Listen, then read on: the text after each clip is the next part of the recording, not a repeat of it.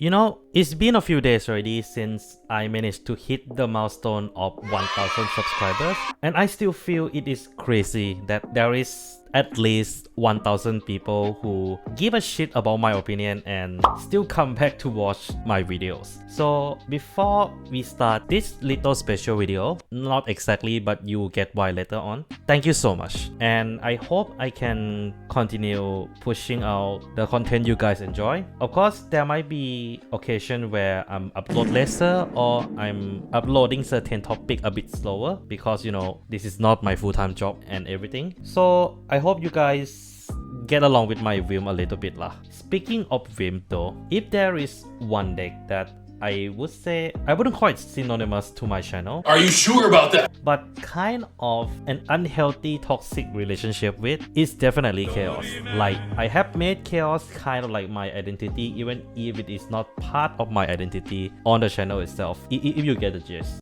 Stop it.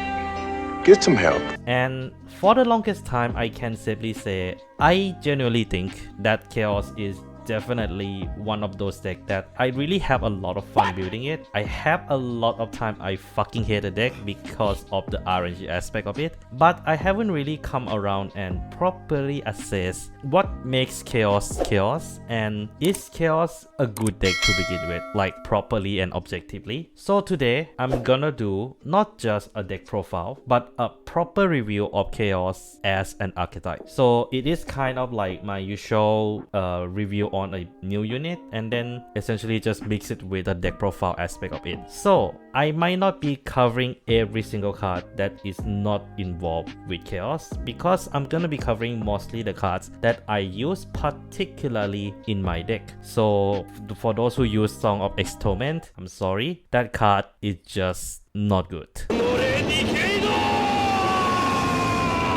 At least compared to the other superior normal order that Kheios do have. As usual, hope you guys enjoy the content, and just like any other review that I always do, let's start off with the right line. Of course, in my deck list, I'm using pure Kheios, and for a very good reason that I will come to later, but I will put it this way, this little RNG is easily one of the worst right line I have ever seen for any archetype or any nation in general. My disappointment is immeasurable. And it kind of boils down to how RNG heavy the whole right line really is. Yes, even the original version of Kheios. And it starts off with a very calm day, you know, in the calm street Kheios. So this card essentially has one skill where when rolled upon by Quagmire of Soulless Kheios, essentially the grade 2, review 2 cards from top of your deck, put all normal units among them into your soul, and put the rest on the bottom of your deck in any order. A very good soul building effects, but there is one heavy aspect that I want to criticize, but I'll talk about that problem together with the grade 2. But as a card, I would say it's okay, but at the same time it is kind of risky. Very similar to how Sparta right line skill is not very good, this card kind of share very similar issue here. But in the case of Sparta, you are guaranteeing to get a soul charge, meanwhile for Kheios you are not, which kind of make him worse, especially considering he needs multiple units in your soul with different names to actually get the full benefit out of his effects. You're failing on the highest level. Moving on to the grade 2 Quagmire of Soulless, we essentially have one skill as well, and that is when rolled upon by approaching Fang Kheios, the grade 3 Soul Charge 1. And if the Soul Charge card was a trigger unit, draw a card, and if it was a normal unit, choose up to one card from your soul, call it to Raycard Circle. In all fairness, I actually like this skill a lot. The fact that you not only guaranteed a Soul Charge, which is great, it also helps you to kind of either build your board or build your hand, even if it is kind of falling under RNG. But the main problem with this card, as well as the Inner Calm Street, is the fact that it doesn't really have any interaction with other cards. With a deck that has such a prominent order, you're gonna be running at 4 copies and of course mirror, you are gonna run into the situation where you are either revealing an order card during the grade 1 effects and soul charging an order on the grade 2 effect. This means that the chance of this card whiffing is still high, no matter how small your order ratio ratio is to your normal unit and triggers, it is still there. And that is what I feel kind of turned a lot of people off from playing Kheios. The fact that the right line is so RNG focused, and the worst part is that you do have to run it. As we move into approaching Fang Kheios. So approaching Fang has two skills. The first skill is something that I think some of you guys might be familiar with, especially if you run Unica. As this card has act once per turn, counterblast, discard a card from your hand, look at top 3 cards of your deck, choose one and put it into your hand, choose up to one and call it to Regard Circle, and put the rest into your soul. Do note this skill allow you to put the card that you intended to call to Regard Circle into soul as well. This card essentially kind of equates to Bifrost but slightly better, and at a glance the skill is actually really good. I mean, soul building help you to filter your deck and actually allow you to fetch the key piece to your hand. Yes please. But the biggest problem here is kind of boiled down to the cost, not the counterblast, is the discard. You see, Kheios is all about gaining a different unit in soul to gain a very powerful effects. So this means that the deck is so heavy, and the only way for you to get a huge amount of soul within short period of time is to burn through your hand to get a huge amount of resource. In my honest opinion, this card 1 is just so detrimental to this deck, especially this deck have a second worst hand size when it comes to any Darkseid deck in general.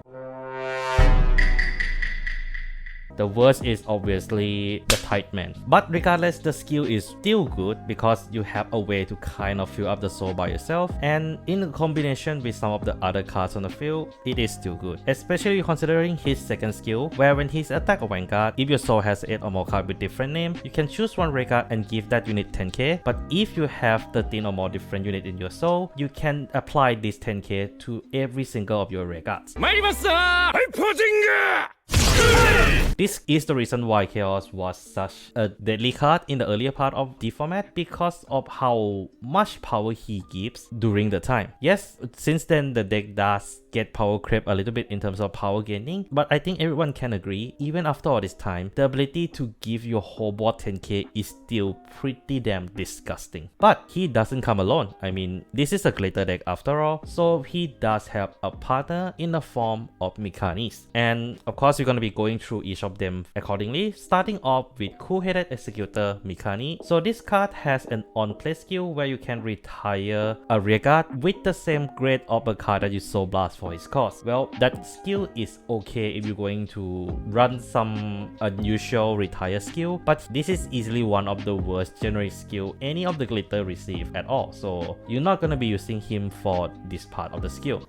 My disappointment is immeasurable. What you're gonna be using him for though is the glitter skill, where with Kheios on the field and your Vanguard attacks, if you so have 8 or more cards with different names, stand this unit, but if you stand by this skill, you have to put it into your soul at the end of turn. Genuinely disgusting. So yeah, this is essentially one of the most free re-standard rearguard that you can ever see in standard format. And in all fairness, it is not hard to hit 8 different card names in your soul. So the fact that you can essentially get a 5 attack on turn 3 is also one of the good points of this deck. Of course, you need to a little bit high roll and use a bit of resource to build your soul to reach that state to begin with. But what makes him even more disgusting though is the fact that he has a very complementary alternate form to go with, and that is of course Go Ahead Mikani. And this card has 3 skills. The first skill is when placed on Regard Circle, you may soul charge 1, making it very good generic soul charger for any Brangate or Darkseid deck. But I would say for Kheios, he care more about the last 2 skills, where if your Vanguard is grade 3 or greater, put this into your soul to choose up to 1 grade 3 Mikani in your soul, call it to Regard Circle. It was perfect. Perfect. Essentially allowing you to loop Mikani every single turn if you needed to, and if Kheios still managed to stay alive after all this time. On top of that, For every Go Ahead Mikani in your soul, it counts as different name if your Vanguard is Kheios, making sure that you can essentially run 4 copy of this without worrying that you cannot hit the 13 Highlander. So yeah, Kheios essentially is a deck that's capable of hitting a really high number, on top of having easily one of the strongest standard you can ever see in any decks in general. And don't forget, Mikani can take advantage of Gwenlu to a full effect, making Kheios capable of swinging 4 attacks that opponent cannot call a normal Sentinel from the hand at all thanks to Gwenlu effects. So most of the time Kheios Kryptonite is usually the mirror. But ever since then, Kheios did receive a few more support that is kind of specific to himself, and they are also really crucial to him. But before we go into a specific support for Kheios, let's talk about his alternate form, or based on some of the comment online said, his Sasuwasa form, and that is Soul Oratorio Kheios. This card has 2 skills where when riding from approaching Fang Kheios, you may soul charge 3 and choose up to 2 cards from your soul, put 1 card among them to your hand, the other one call it to regard circle, and activate your personal right. Then, act once per turn, if your soul have 13 or more cards with different names, bind approaching Fang Kheios from your soul, and for the rest of this turn, all of your unit plus 10k and your Vanguard gets additional critical, and at the end of that turn, ride approaching Fang back as rest. So yeah, this card is, in my opinion, one of the most important boosts in terms of Kheios if you're talking about units at all, because of the fact that it just fixed many of the problems that plaguing Kheios for the longest time, and that is the fact that this allows you to actually build up to your Highlander 13 a lot faster, meanwhile helping you to fetch all the key pieces that you need to actually achieve it. And the power increment is just still disgusting, but even more disgusting now with that additional crit given to Kheios. Spicy. And also now Kheios get the power for himself as well. But just like any other alternate form, this card kind of put Kheios into turn 4, something that I feel in a way is a downgrade, because of the fact that Kheios has such a weak defense that if you're trying to slow down your game, your opponent will just take advantage of it and just go for the game. And that is something that I think every Kheios player can agree. Anyone know how to play against Kheios, they just rush the hell out of it. So this is far from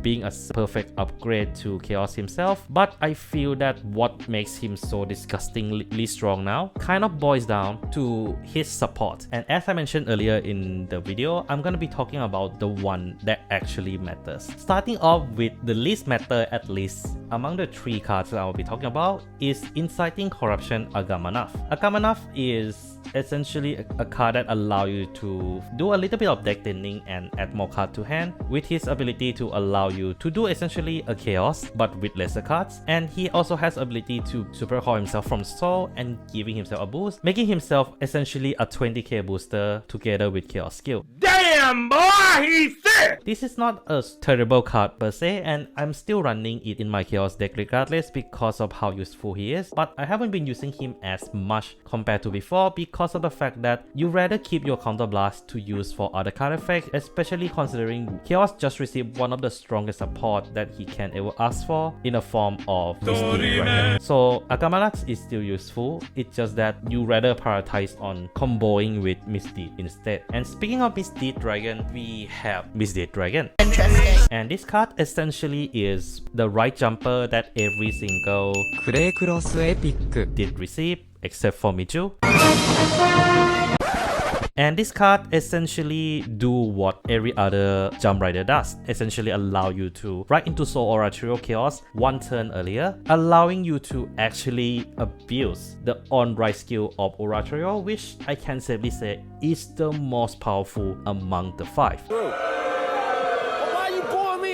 This allows Kheios to actually hit the Highlander 13 much faster, on top of the fact that you also have slightly better defense and board building capability because of Oratorio ability to access to your soul. And if you're not able to reach 13 Highlander in a single soul charge, you technically can use Misty Dragon as an emergency soul charge if you needed to. So essentially, this card is, in my opinion, one of the reasons why I feel Kheios has a place in the modern competitive scene. But I feel this dragon wouldn't be this effective if not for easily to, in my opinion, one of the most OP archetype specific order that any deck in the nation can receive, the one who govern Kheios. This little order card has ability that allow you to look top 5 cards of your decks and put any number of them into your soul equal to the number of Kheios with different name into your your soul. Spicy. And if you have any more card with different name in your soul, you can choose one Rega to call it out, and you can give one Mikanis additional 10k, abusing his free restanding even further.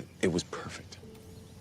Perfect. This is the reason why Kheios is still being considered played after all this time. Mist did bring him back, but the reason why Kheios is even relevant to begin with is because of this order. For one, it is a grade 1 order, so you can use it as early as turn 2. And secondly, this essentially, depending on the circumstances, allow you to do a deck thinning for up to 5 cards in a single instance. Genuinely disgusting. We never see any deck that capable of doing a huge deck thinning in one instance, even more so than Kheios. And because of the fact that you can put any number of cards, and the only limitation here is the number of Kheios unit you need in your soul, this means that this card not only help you to build up your soul, it also help you to build up your Highlander counts on top of resource, in a sense that you can use Oratorio or some other card to essentially fetch those resources back from soul to your hand or to your field. And we're gonna start winning again. We're gonna win so much. So what makes Kheios so strong, and what is a problem with Kheios? Let's get through the bad point first, because it is very obvious, and that is, for one, even though it doesn't speed the deck out like Blackmire, it is still one of the deck that will run out of deck space very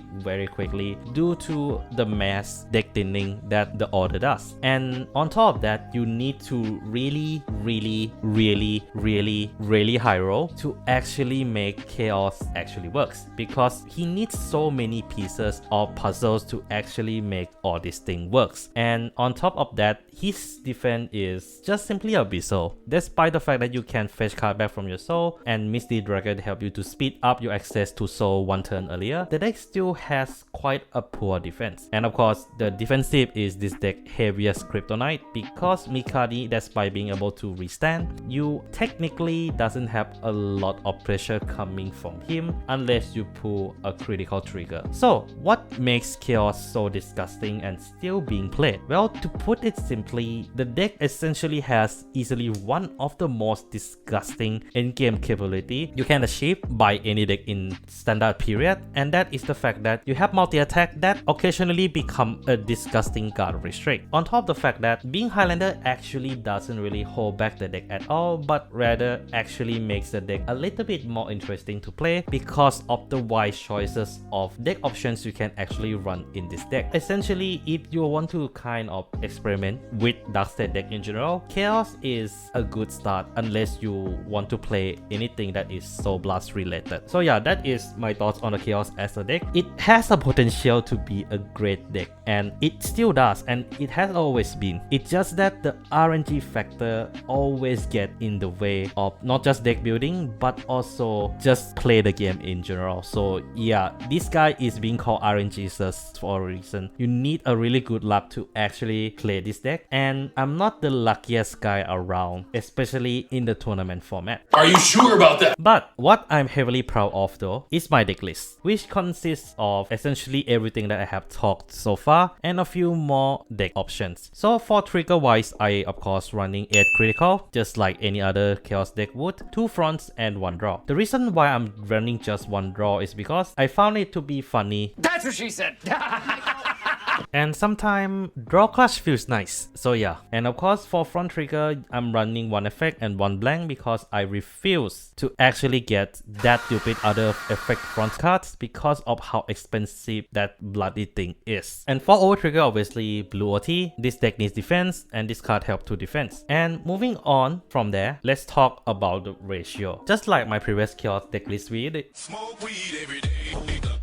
video, I'm gonna go through the duplicate first, and fortunately enough, we don't need to waste time here for too long, because anything that I have mentioned before in this video so far for Kheios, I'm running everything at 4 copies with the exception of Agamana, which I'm running at 3 only, just to have more space to run Disca. Disca is a card that I think everyone is very familiar with. It's the energy cycler that can turn itself into a 15k booster, and I still feel my argument on the Disca card in my DCBTO1 tier list videos still holds. This card has the best synergy with this deck thanks to her ability to be 15k booster, which means that now Mikani hits even more of an awkward magic number, making your opponent guarding a little bit more painful. And if you manage to pull all 3 this card in a single turn, that's quite disgusting. And then of course I'm running 2 copies of Queen Lu, one of your endgame condition. I would run more if I could, but the fact that you still want to run enough different names to actually achieve the Highlander 13 is still kind of slightly held back by a little bit, but not too bad. That's why I don't put Highlander aspect of Kheios as a cons.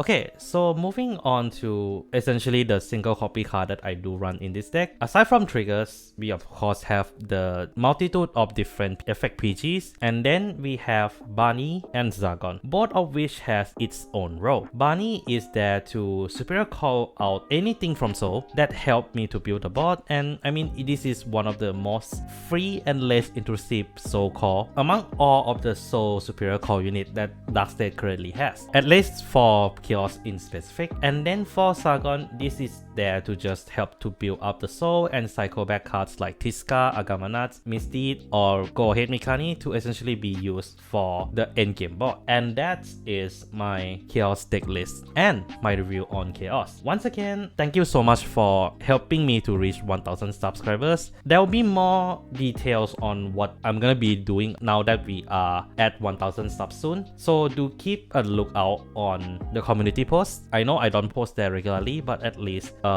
do keep an eye there, cause I'm gonna be making some announcements there very soon. And I know this gonna sound very PR-ish, but if you do enjoy different style of content aside from my video essays, do check out either on every Thursday on this channel where I do a live testing of a new card that was reviewed, or just check out my Twitch. Recently I have been mostly playing just Vanguard or react to Vanguard stuff, but if you guys have any game requests or anything you want me to do just leave down in the comments below, or just comment it somewhere on my channel, on my social, etc, so that I know you guys are interested in me doing something you guys want me to do. So yeah, that is gonna be pretty much it for this video. Once again, thank you so much for helping me to hit 1000 subs, and yeah, that's all I have for today. Take care of yourself, and to the next 1000 subs.